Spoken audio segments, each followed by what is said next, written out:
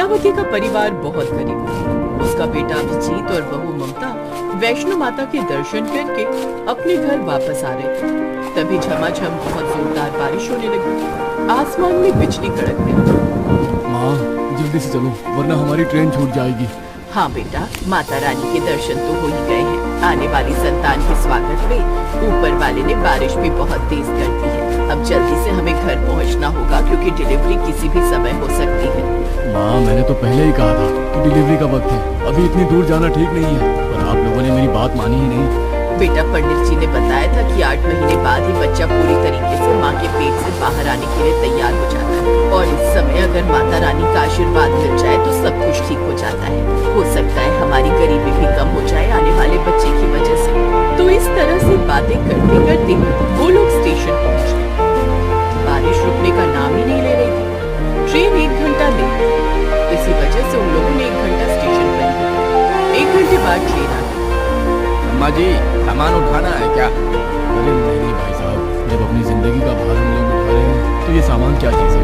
हमारी गरीबी से तो हल्का ही है ये सामान। वाह भाई साहब वाह, कितनी गहरी बात कर डाली आपने।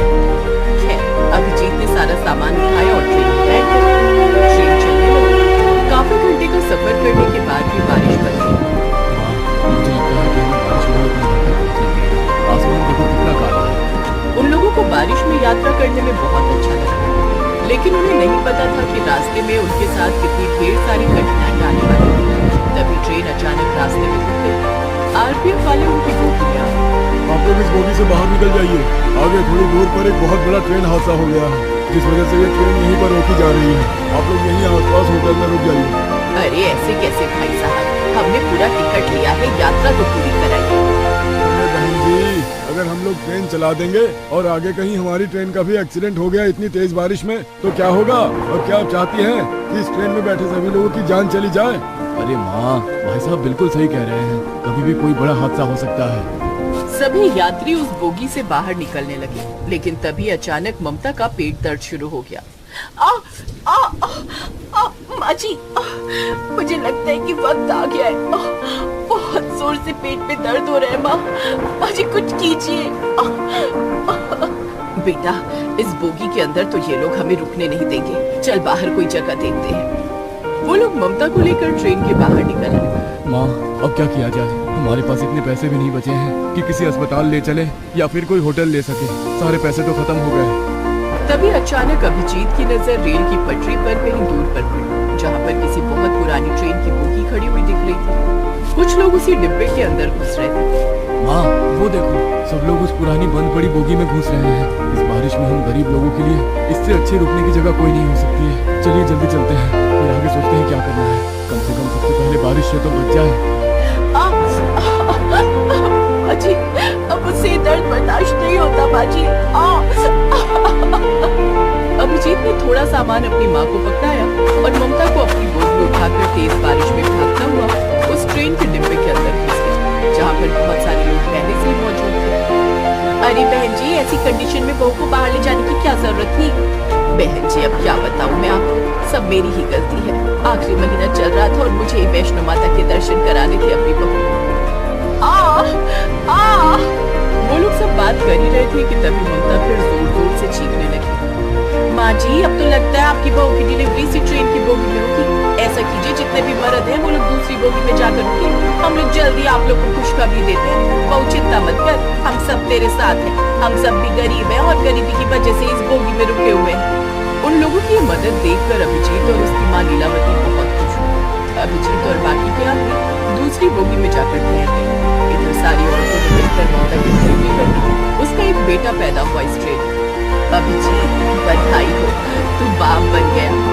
अभिजीत दूसरी बोगी में था। ये सुनकर वो बहुत खुश हुआ और उस बोगी में जितने भी आदमी थे वो भी बहुत खुश हुए। क्या बात है भाई साहब, इस बारिश में हम सारे लोग बहुत परेशान थे। आगे किसी ट्रेन का एक्सीडेंट हो गया है जिससे बहुत सारे लोग डरे हुए थे, लेकिन आपने बाप बनकर एक छोटी सी खुशी हम सारे लोगों को दी है। चलिए चलकर देखते हैं। माँ, क्या हम लोग उस बोगी में आ सकते हैं? हाँ हाँ बिल्कुल। अभिजीत के साथ उस बोगी में जितने आदमी थे वो लोग भी अब उस बोगी में आ गए, जहाँ पर ममता ने एक बच्चे को जन्म दिया था। अब आप लोगों को परेशान होने की कोई जरूरत नहीं है। मैं एक अस्पताल में नर्स का काम करती हूँ पिछले 20 सालों से। मेरे पास कुछ दवाइयाँ और इंजेक्शन भी हैं। मैं लगा देती हूँ बच्चे को। कुछ देर बाद अंधेरा होने लगा और माइक पर किसी ने ऐलान किया, यहाँ पर आसपास जितने भी यात्री रुके हुए हैं वो वहीं पर रुके रहें, क्योंकि बारिश की रफ्तार बढ़ती जा रही है। हमारे आर्मी के जवान आपके पास ही मौजूद है। अगर किसी को भी कोई तकलीफ होगी तो वो उन्हें बचा लेंगे। अब जब तक बारिश बंद नहीं हो जाती, आगे का रास्ता क्लियर नहीं हो जाता, आप सब लोग सुरक्षित रहें। आप सभी को खाना मिलता रहेगा सरकार की तरफ से। तो अब रात को उन लोगों ने उस बंद पड़ी पुरानी ट्रेन की बोगी को ही अपना घर बना लिया। जिनके पास जो भी कंबल और चादर थे, उनसे उन लोगों ने उस बोगी के अंदर ही बिस्तर बना लिया। 3 दिन बीत गए लेकिन अभी तक बारिश बंद नहीं हुई। ये तो अच्छा हुआ कि सरकार की तरफ से हमें खाना मिल रहा है और हमें मुफ्त में रहने की जगह भी मिल गई। माँ जी, सबसे अच्छी बात तो ये है कि हमें यहाँ पर इतने अच्छे लोग मिल गए जिन्होंने हमारी मदद की, वरना इतनी तेज बारिश में बहुत कुछ गलत हो सकता था हमारे साथ। सब माता वैष्णो जी की कृपा है बहन जी। आप अपने होने वाले पोते के लिए ही माता वैष्णो के दरबार गई और उसके साथ ही कुछ गलत हो जाता, ऐसा तो हो ही नहीं सकता था। अब वो ट्रेन उस गरीब परिवार का घर बन चुका था। वहाँ पर जितने भी लोग थे सब एक परिवार की तरह रहने लगे। बहुत सारे लोगों ने मिलकर एक कठिन समय को भी कितना खुशनुमा बना दिया था। करीब 1 हफ्ते तक वो लोग एक साथ एक परिवार की तरह रहे। जब बारिश बंद हुई तब उनकी ट्रेन एक बार फिर से आगे चलने के लिए तैयार हो गई। 1 हफ्ते में ही हम सब एक परिवार की तरह रहने लगे। 1 हफ्ते पहले हम लोग एक दूसरे को जानते भी नहीं थे, पर अब बिछड़ते हुए बहुत बुरा लग रहा है। किसी ने क्या खूब कहा है कि आते जाते खूबसूरत आवारा सड़कों पे कितने अनजान लोग मिल जाते हैं, उनमें से कुछ लोग भूल जाते हैं, कुछ याद रह जाते हैं। जिंदगी के किसी न किसी मोड़ पर एक बार हम लोग फिर कभी मिलेंगे।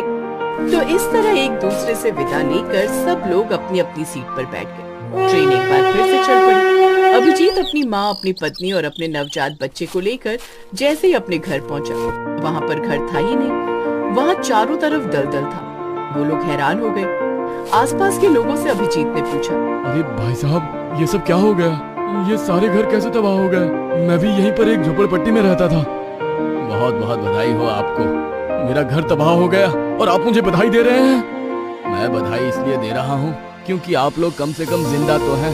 आप यहाँ से सही टाइम पर निकल गए थे, क्योंकि आपके जाने के बाद यहाँ पर इतनी खौफनाक बारिश और लैंडस्केप हुआ जिससे सारे घर तबाह हो गए। घरों में लोग चैन की नींद सो रहे थे, लेकिन सोते सोते ही वो लोग भगवान को प्यारे हो गए। ये लहरें उनकी जिंदगी अपने साथ बहा ले गई। ये सुनकर अभिजीत, ममता और लीलावती की रूह कांप गई। अभिजीत भी अपने परिवार के साथ स्टेशन के पास ही बनी झोपड़पट्टी में रहता था, पर अब वो भी नहीं रही। माँ, वो देखो, सामने एक बोगी खड़ी है। उसमें ही रहते हैं चलकर। वैसे भी हमें बोगी के अंदर रहने की आदत हो गई है और इस खराब मौसम में झोपड़ी बनाकर रहना ठीक नहीं है। वो लोग एक ट्रेन की बोगी में ही रहने लगे। कुछ महीनों बाद सरकार की तरफ से वहाँ पर जितनी झोपड़पट्टियाँ तबाह हो गई थी, उन सभी लोगों को रहने के लिए पक्का घर दे दिया गया। सरकार ने जो कॉलोनी बनाई थी, उन्हीं कॉलोनी में अभिजीत के परिवार को वही सारे लोग एक बार फिर मिले जिन्होंने ममता की डिलीवरी में उनका साथ दिया था। हमने आप लोगों से कहा था ना कि एक बार हम लोग फिर से मिलेंगे, और देखो भगवान ने हमें हमेशा के लिए एक जगह ही मिलवा दिया। तो इस तरह से अब वो सारे लोग एक साथ खुशी खुशी पक्के मकान में रहने लगे और मेहनत मजदूरी करके अपनी जिंदगी बिताने लगे। जगदीश कुमार सरकारी स्कूल में बच्चों को पढ़ाते थे। उन्हें लोगों में शिक्षा का अलग जगाने का बहुत शौक था। वे बच्चों को बहुत लगन से पढ़ाते। बच्चों को कुछ समझाने के लिए वे अलग अलग तरकीबें निकालते। काफी समय गुजर गया। एक दिन जगदीश कुमार ने सोचा, अब मैं बूढ़ा हो गया, कुछ ही दिनों में रिटायर हो जाऊंगा। रिटायरमेंट के बाद मैं बच्चों को कैसे पढ़ाऊंगा? मैं चाहता हूं कि गोविंदपुर गांव के सभी बच्चे पढ़े लिखें और गांव का नाम रोशन करें। गांव के गरीब बच्चों तक शिक्षा नहीं पहुंच पाती है। इसके लिए मुझे रिटायरमेंट के बाद भी बच्चों को पढ़ाना होगा, वो भी मुफ्त में, ताकि गरीब बच्चों तक भी शिक्षा पहुंच सके। मन ही मन में उन्होंने ऐसा विचार किया। कुछ दिनों के बाद वे स्कूल से रिटायर हो गए। रिटायरमेंट के बाद उन्होंने ठीक वैसा ही किया जैसा उन्होंने सोचा था। अपने घर के पास ही उन्होंने एक स्कूल खोला जिस पर एक बोर्ड लगा दिया था, यहाँ गरीब बच्चों को मुफ्त शिक्षा मिलती है। बोर्ड को देखकर गांव के गरीब लोग अपने अपने बच्चों को लेकर वहाँ आने लगे और उनका नाम स्कूल में लिखवा दिया। नमस्ते मास्टर साहब। कहो भोला, कैसे आना हुआ? मास्टर साहब, हमने सुना है आपने गरीब बच्चों के लिए स्कूल खोला है। हाँ भोला, तुमने बिल्कुल ठीक सुना है। तो हमरे बेटवा का भी नाम अपने स्कूल में लिख लीजिए ना। हाँ, क्यों नहीं भोला। आज से तुम्हारा बेटा मेरे स्कूल में पढ़ेगा। इसे यहीं छोड़ जाओ और पूरे गांव में खबर कर दो कि उन सभी बच्चों के माता पिता जो अपने बच्चों की फीस नहीं भर सकते, वे उन्हें पढ़ाने के लिए मेरे स्कूल में ले आए। अच्छा मास्टर साहब, आपका बहुत बहुत धन्यवाद। भोला पूरे गांव में ये बात कह देता है, जिसके बाद सभी गरीब माता पिता अपने अपने बच्चों को जगदीश कुमार के स्कूल में ले आते हैं। इस तरह जगदीश कुमार गांव के गरीब बच्चों को मुफ्त शिक्षा देने लगते हैं। बच्चों को मास्टर साहब के पढ़ाने का तरीका बहुत पसंद आता है। धीरे धीरे गांव के बच्चे मास्टर साहब से बहुत घुल मिल जाते हैं। बच्चे जगदीश कुमार को बहुत पसंद करने लगे। बच्चे रोज स्कूल आने लगे, यहाँ तक कि रविवार की छुट्टी भी उन्हें पसंद नहीं थी। एक बार की बात है, बच्चे स्कूल पहुँचे। अरे बच्चों, तुम सब आज सुबह सुबह स्कूल आ गए, क्या बात है? मास्टर जी, हम लोग पढ़ने आए हैं। लेकिन आज तो रविवार है, छुट्टी का दिन है। तुम लोग खेलो कूदो, मजे करो, कल पढ़ने आना। नहीं मास्टर जी, हमें आज भी पढ़ाई करनी है, लेकिन आज हम सबसे पहले स्कूल की सफाई करेंगे। नहीं बच्चों, तुम लोग सिर्फ पढ़ाई में मन लगाओ। मास्टर जी, स्कूल तो शिक्षा का मंदिर होता है और इस मंदिर को साफ सुथरा रखना हमारा धर्म है।